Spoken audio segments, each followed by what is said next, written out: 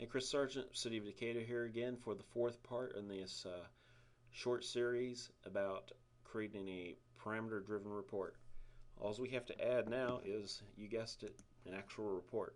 So we're going to go ahead and create a quick report right here.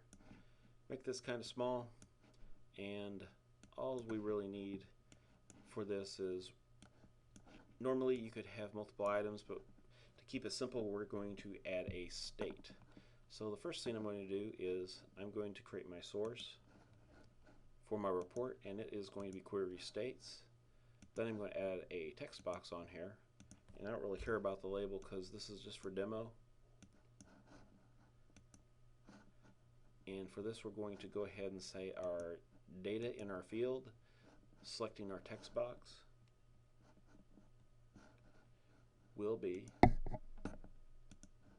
our state name.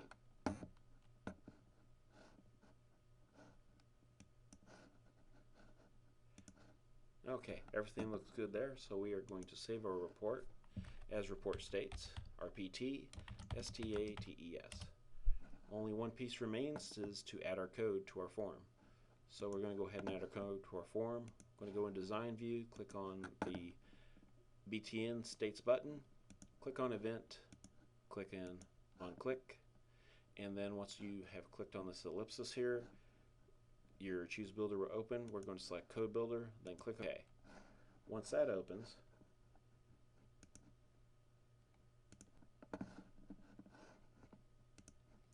bear with me a second, I'm looking on another form at the same time I'm doing this. There we go. Okay, so the code we want to enter, the first thing we want to do is we don't want to be warned that we're running a query, so we're going to go ahead and set our warnings to false. Technically, you really don't need to do this because we're not updating our query, but it's not a bad habit to get into, so you just know this offhand. If somebody wants to has better ideas on how to write this code, I'm open to it, but for the rest of you, if you don't have the options and you're not sure how to do this, at least you'll have something in your hand that will work. So the next thing we want to do is we're going to say do command docmd, and we're going to open our query. And you might have noticed where I said CBO states.setFocus. When you want to use a control as a parameter and we want to find out what state it is, for you to get the information out of a given control, you actually have to set a focus on that control so it can read the control first.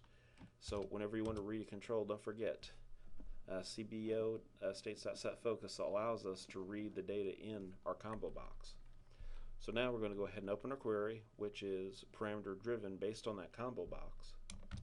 And then we're going to go ahead and add do command, open our report that we just created, which is called report states. We just wanted it in preview mode so we can view the data. And then we're going to go ahead and set the warnings back to true.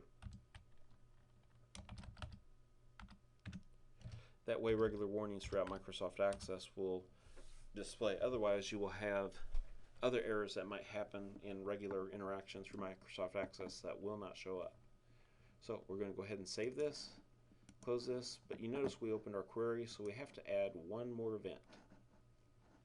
So we're going to say on close for our report,